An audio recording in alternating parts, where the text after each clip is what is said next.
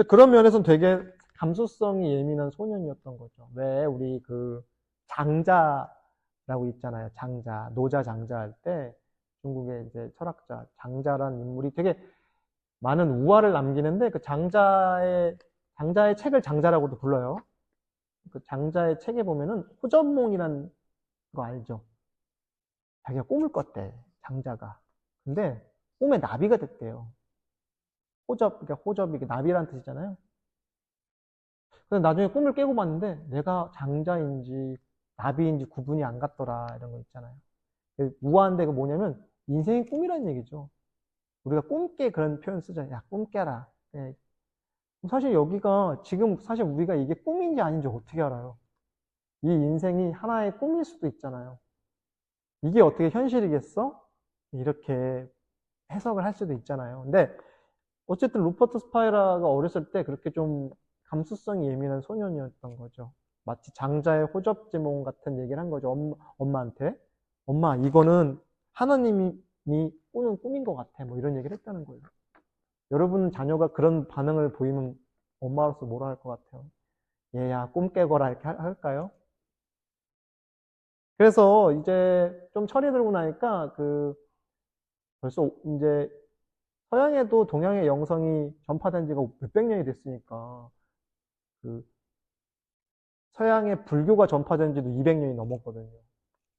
그러니까 이제 인도에 보면은 왜 우리 인도 하면은 그냥 뭐 힌두교 생각하고 뭐 불교가 발상지고 뭐 이런 건 생각하는데 힌두교도 되게 여러 차원이 있죠. 그냥 단순하게 제사 지내고 뭐 공양 올리고 뭐 이런 어떤 층위도 있지만 그 차원으로 가면 되게 고도의 형이상학적이고 철학적인 분야가 있겠죠. 그걸 이제 우리가 비이원론이라고 해요. 넌 듀얼리즘이라고. 이원, 두 가지가 아니다. 그러니까 하나라는 뜻이죠. 그걸 이제 다른 말로는 불이일원론. 둘이 아닌 하나의 근본이다. 하나의 뭐 소스다. 이렇게 얘기하는데 그걸 뭐 외울 필요는 없어요. 그런 게 있대요. 그런 사상이 전파가 많이 됐나 봐요. 그래서 그런 인도의 비이원론 철학의 배경화를 이제 그런 철학적인 탐구를 많이 했나 봐요. 이 사람이. 도예 작업을 하면서. 그 옛날에 영화 사랑과 영혼 아세요? 그쵸? 패트릭 스웨이지라는 이런 영화를 얘기하는 거 보니까 벌써 연식이 나와서 그러긴 한데 모르죠? 그런 영화? 있어요. 그런 영화가. 거기 장면에 이제 그 도예가요, 거기도. 그래서 같이 도자기 만드는데 그냥 이건 농담인데 루퍼트 스파이라가 그 물레를 돌리면서 뭔가 되게 철학적인 사유를 하지 않았을까. 되게 반복적이지만 되게 창조적인 일이잖아요. 이 예술이라는 게. 그래서 이 사람이 영성을 탐구하게 된 결정적인 계기가 되게 인간적이에요.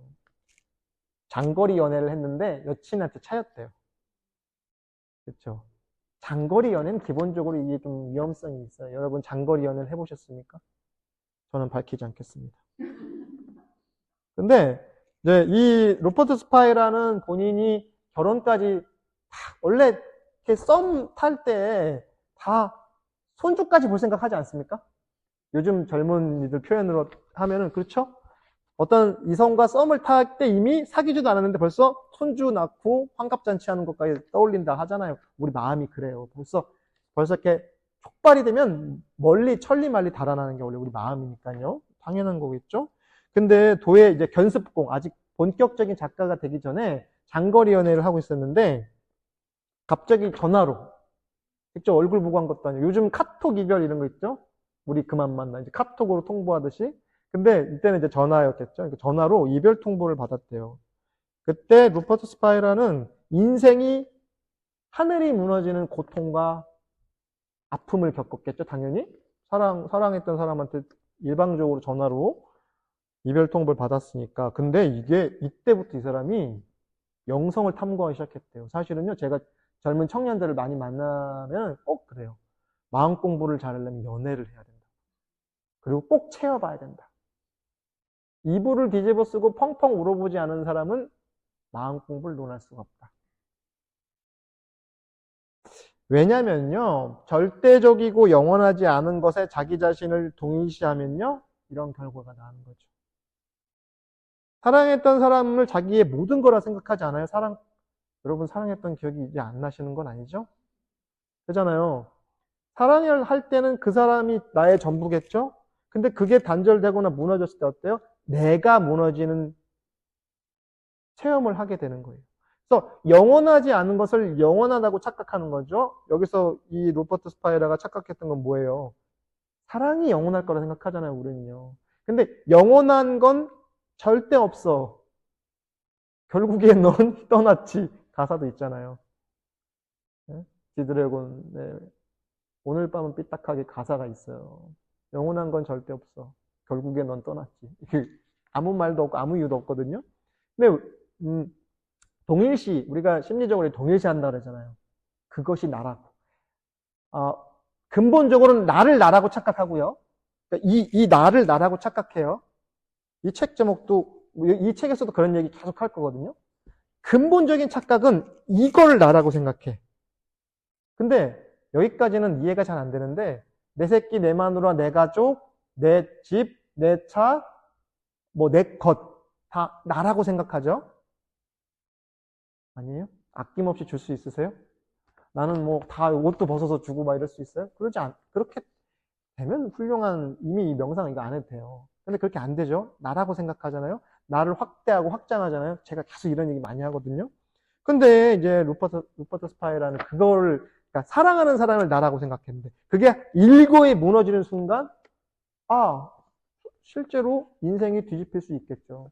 근데 삐딱하게 안 가고 진짜 이 사람은 이제 영성을 탐구하는 걸로 간 거죠. 그래서 절대적이지 않은 것을 나의 정체성으로 삼으면 당연히 위험한 결과를 맞이하는 거죠.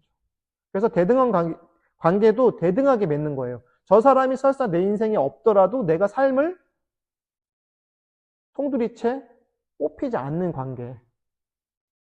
그러니까 이런 거죠. 뭐 좀 이렇게 민감한 얘기지만 어떤 특별한 대상을 나라고 생각해. 대통령, 이런 대상들. 아니면 정치적인, 종교적인, 그게 무너지면 내 삶도 같이 무너지는 거죠. 근데 깨어있는 사람이, 그러니까 깨어있는 존재가 되는 거예요. 그래서 대상이 사라져도 무너지지 않는 삶. 네. 우리말로 정신 똑바로 차려서 하는 거죠. 그게. 이 루퍼트 스파이의 사상은 아까 말씀드린 것처럼 비이원론. 우리의 의식을 포함한 모든 것은 단 하나의 무한하고 영원한 의식의 일부라고 주장한대요. 그러니까 우리는 사실 신이 계시다면, 하나님이 계시다면 우리는 하나님의 일부분이에요. 또는 전부예요. 라고 주장하는 게 비이원론적 관점이거든요. 우리식으로 따지면 처처불상, 곳곳이 부처님이에요. 곳곳이 부처님. 저는 교회 다녀서 부처님 아닌데요. 제가 옛날에 명상 가르칠 때 어린이들 명상을 가르치는데 어떤 꼬마 여자아이가 여러분 다 부처님이에요. 그때 선생님 저는 교회 다녀서 부처님 아니에요. 그럼 넌 뭐 할래? 하나님 할래요. 맞아요. 하나님. 곳곳이 하나님이죠. 처처에 신이 계신 거죠. 단어만 바꾸는 거예요. 선생님 혹시 종교가 있으신가요? 네. 사실은 불경하게 여길 수 있겠지만 우린 하나님의 모상으로 그대로 지음받은 존재죠. 그 얘기예요. 하나님이 어떻게 생기는지 보고 싶으면 거울을 보세요. 하나님이 자신과 똑같이 만든 존재예요, 우리는. 그렇죠? 얼마나 든든해요? 그러니까 비이원론 사상은 뭐냐면 내가 신의 일부고 그리고 곧 그게 나예요. 그게 나예요. 그것이 나입니다. 그래서 그런데 왜 우리의 삶은 이렇게 이 모양 이 꼴이에요? 선생님, 저보고 부처님이라는데 제 삶은 왜 이렇게 고통과 고난이 많은가요? 왜 우리가 심리적 고통을 느끼냐면요. 자신의 육체와 의식이 환경으로부터 분리되어 있다고 느끼기 때문인데 비원론에서 이걸 착각이라고 하는 거죠. 뭐냐면요. 우리 분리되어 있다고 생각하죠. 제가 이제 매달 무슨 글을 연재를 하는 게 있는데 명상에 대한 글을 연재하는데 다음 달치를 어제 제가 원고를 써서 보내는데 거기 나온 한 부분 미리 공개한다면요. 제가 태어날 때 제왕절개를 했대요. 저희 어머니가. 머리가 커서. 이렇게 산도를 나오기가, 어머니 폐에서 나오기가 어려웠나 봐요. 그래서 제왕절개를 했대요. 부득이. 근데 어떤 분들이 이제 심리나 명상 공부하는 분들이 인간의 최초의 트라우마가 출산의 경험인 거예요. 엄마한테서 분리됐죠. 그러니까 그 전에는 엄마가 나라 생각하는 거야. 그걸 구분 못 해요. 우리 엄마가 난지, 내가 뭐 난지 이런 거 혼돈의 상태인데 그게 딱 분리가 되는 최초의 순간이 엄마의 몸 밖으로 나올 때예요. 그러니까 어때요? 울잖아요. 너무 충격적이고 고통스럽고 공포스러워서. 근데 저 같은 사람은 더 공포스러웠을 거예요. 왜냐면 아이들이 태어날 땐 일정 부분 시간이 걸려서 좀 뭔가 트레이닝을 해. 그래도 애를 쓰면서. 근데 저는 갑자기 일거에 딱 나왔단 말이에요. 그런 과정 없이. 웃으라고 한 얘기인데 아무도 안 웃으니까 넘어갈게요. 그러니까 더 큰 트라우마였겠죠. 저한테는 어린 뭐 이름도 붙이기 전에 이 꼬맹이라고도 할 수 없는 진짜 핏덩어리 상황에서 최초의 분리의 경험이죠. 엄마와 나. 그러다가 조금 더 살다 보면 어때요? 점점 더 많이 분리가 되죠. 자, 아기였을 때 자기를 뭐라고 불러요? 아기 때 대성이는 아이스크림 먹고 싶어요. 그렇게 얘기하죠. 자기를 3인칭으로 하죠.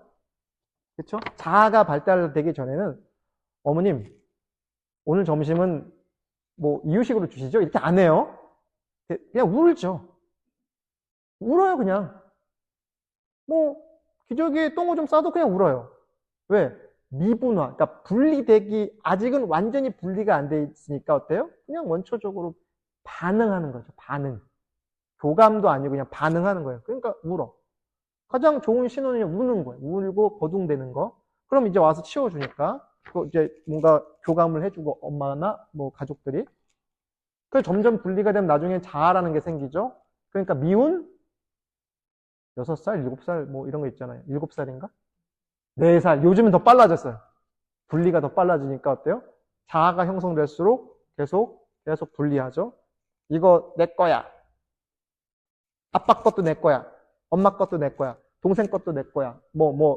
이렇게. 점점점 분리가 돼서 나중에 완전히 세분화되죠? 그쵸? 그 개성이 더 강화되죠. 근데 사실 이거 착각이라는 거죠. 비이원론적 관점에서는 우리는 한 번도 분리된 적이 없다는 거죠. 그리고 분리가 됐다는 착각을 하고 있는 거지 실제로 분리가 안 돼 있고 다 연결돼 있다는 거예요. 뭐와? 진리와. 우리로 따지면 하나님과 부처님과 절대적인 어떤 보이지 않는 우주와 연결이 돼 있다는 거죠. 근데 우리는 계속 버둥대고 때를 쓰는 상태라는 거예요. 거부하고.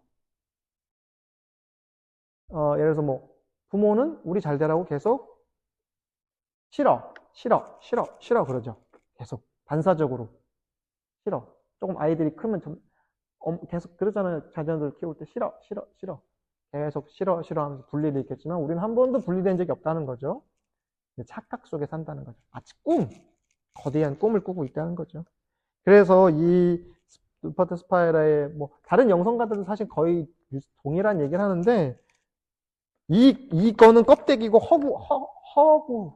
헛되다는 거예요. 자아란 건 허구다. 가상의 생각으로 이루어진 하나의 허상이다. 마치 영화를 볼 때 스크린에 비추잖아요. 투사를 하잖아요. 실제 있는 거 아니죠? 그려진 거죠. 근데 그걸 실제라고 믿고 예를 들어 슈퍼맨 흉내내서 망토 메고 2층에서 뛰어내리고 이런 애기들 이게 우리가 자아라고 생각하는 거 이 껍데기 또 불교적으로 얘기하면 본래 면목이라고 해요. 원래 우리가 본래적으로 타고난 어떤 신성, 불성, 본성 이런 거는 진리의 파편이에요. 조각. 결국에는 더 엄밀히 따지면은 실제하는 진리 따위는 없다는 거예요. 실제하는 진리는 없다라는 진리가 있다는 거죠. 영원한 것이 없다는 사실만 영원하다는 거죠. 이렇게 얘기하고요. 그래서 서양 요즘에 이제 우리 영성이라는 게 돌고 돌거든요. 동양에서 영적인 문화가 발달했다고는 하지만 사실은 그것이 지구를 한 바퀴 타고 동양으로 다시 역수입이 되는데 로버트 스파이라 최근에 낸 책 중에 알아차림에 대한 알아차림이라는 책이 있어요. 좀 책이 요거보다 조금 작은데 그거는 살짝 어려울 수 있어요. 명상을 처음 시작하는 분들한테 좋은 책인데 살짝 어려울 수도 있어서 제가 최근 작년인가 재작년에 번역이 돼서 나왔는데 우리나라에 일단은 처음 올 초에는 나 자신 영원하고 무한한이라고 한 책을 함께 읽어보고 이야기를 조금만 더 해보겠습니다. 첫 번째 파트는 나 자신이라는 느낌이라는 장입니다. 근데 이게 아마 이런 유의 책을 접하는 분들은 이게 무슨 귀신 신하라 까먹는 소리인가 뜬구름 잡는 소리 같은 생각이 드실 수도 있는데요. 그냥 아무 생각 없이 읽으면 되게 재밌는 책이에요. 저는 그랬어요. 조금 읽어보겠습니다. 모든 사람에게는 꺽쇠 나 자신이라는 느낌이 있습니다. 나 자신이라는 느낌은 우리에게 가장 평범하고 친밀하며 익숙한 경험입니다. 그 느낌은 경험의 내용에 관계없이 모든 경험에 존재합니다. 그 느낌은 모든 경험의 배경입니다. 여러분 그런 생각 드세요? 나 자신 또는 I am 영어로 하면 이제 I am 그러죠? 우리 이제 한국어는 주어가 좀 빠지는 나는 배가 고파요 이렇게 얘기 안 하죠? 배고파요 이렇게 얘기죠. 좀 나라고 하는 것들이 좀 주어가 생략되는 경우가 많아요. 근데 이제 영어나 이게 서구에서는 주어가 되게 강조되죠. 난 I am 나는. 그런데 이제 켄 윌버 이제 서양의 유명한 또 영성가이자 이제 철학자인 윌버도 저는 개인적으로 되게 좋아하지만 윌버가 이제 자기도 이제 명상을 하는 명상가인데 I am 명상이란 거래요. 그래서 I am 그런데요. 그래서 이게 우리 한국인들은 좀 잘 안 와닿거든요. 근데 이제 우리로 따지면 나 자신 이렇게 하는 거예요. 나 자신. 그래서 느낌을 느껴보라는 거예요. 나라고 하는 거. 사실은 그러니까 나를 통해서 명상을 들어가는 거죠. 제가 뭐 에고를 없애라, 에고를 뭐 항복받아라 이렇게 표현들을 많이 하지만 제가 말하자면 에고는 없앨 수 없죠. 에고는 알아차릴 수 있고 에고라는 것은 지워진다고 지워지는 것도 아니고 없애는 그런 건 아니에요. 그냥 일생 같이 가는 친구? 뭐 그렇게 볼 수도 있고요. 또 친구인데 골탕 먹이는 친구. 장난이 심한 친구. 뒤통수한테 치고 가기도 하고 어떨 때는 내 바지가랭이를 잡고 늘어질 수도 있고 어떨 땐 또 반대로 든든하게 나랑 동반을 하기도 하는 약간 개구장이 친구죠. 그래서 근데 이게 아까 말씀드린 것처럼 우리가 최초에 분리된 시절에는 잘 못 느끼다가 점점점 나라는 걸 느끼는 거죠. 나라는 거. 나라고 하는 최초의 체험인 거죠. 나 자신이란 느낌은 우리를 떠나지 않으며 우리와 분리될 수 없습니다. 헷갈리는데 우리와 분리될 수 없다. 그래서 그러니까 셀프 우리가 이제 뭐 심리학에서는 이렇게 셀프를 얘기하는데 대문자 S에 셀프가 있고 소문자 S 셀프가 구분을 해요. 뭐 큰 대문자는 조금 더 큰 나, 작은 저기 소문자 S 셀프는 이제 뭐 상대 작은 나, 뭐 큰 나 작은 나가 있는지 모르겠지, 뭐 좀 더 개별적인 나 이렇게 분리를 하는데 여기서 말하는 이제 여기서 우리 말로 한국어에서 표현 이제 우리라고 하죠. 내 아빠라고 안 하죠. 뭐라고 해요? 우리 아빠. 그쵸? 뭔가 좀 더 포괄적인 개념으로. 그래서 여기 사실 나와 우리 혼재돼 있어요. 우리나라 말에는. 얘가 좀 집단적 문화도 있고 그러다 보니까. 그러니까, 내 나라 하라기보다 우리나라 이렇게 해야 되죠. 우리나라란 말은 한국인들만 쓴다고 제가 들었어요. 듣기는. 옆 나라 일본만 해도요. 자기 나라라고 할 때 우리나라라고 안 한대요. 일본이라고 한대요. 일본은 이렇게 표현하는데 되게 남의 나라 부르듯이. 근데 우리가 한국은 이렇게 안 하잖아요. 우리나라는. 그렇죠? 우리만의 약간의, 그러니까 정말 우리만의 문화인 것 같아요. 근데 여기 나와 우리가 섞여 있는데 이 문장에서 나라는 느낌은 우리를 떠나지 않습니다. 그래서 여기서 우리는 그러니까 여기 포괄적인 우리보다도 좀 더 상위적인 개념의 큰 나를 의미한다고 이해해도 좋을 것 같아요. 그러니까 나라는 느낌은요, 나를 떠나지 않아요. 이게 무슨 소리냐. 근데 자꾸 들어보면 또 알 것 같기도 하고 그래요. 그러니까 이걸 머리로 계산하는 게 아니라 처음에 사실 이런 얘기를 들을 때는 따지지 말고 그냥 쟤는 그렇게 생각하나 보다라고 들어도 나쁘지 않을 것 같아요. 좀 제 3자적 관점에서. 내가 외로우면 나 자신이란 느낌은 외로운 감정으로 잠시 물들지만 지금 여기에 현존합니다. 여기도 현존이라는 단어가 많이 쓰여요. 내가 사랑에 빠지면 나 자신이란 느낌은 사랑에 빠진 감정과 섞이지만 지금 여기에 현존합니다. 나 자신이란 느낌은 두 가지 감정에 똑같이 현존합니다. 사랑할 때 나와, 괴로울 때 나. 이 나는 원래 나와 같은 나예요? 다른 나예요? 같다. 다르다. 손들기 싫다.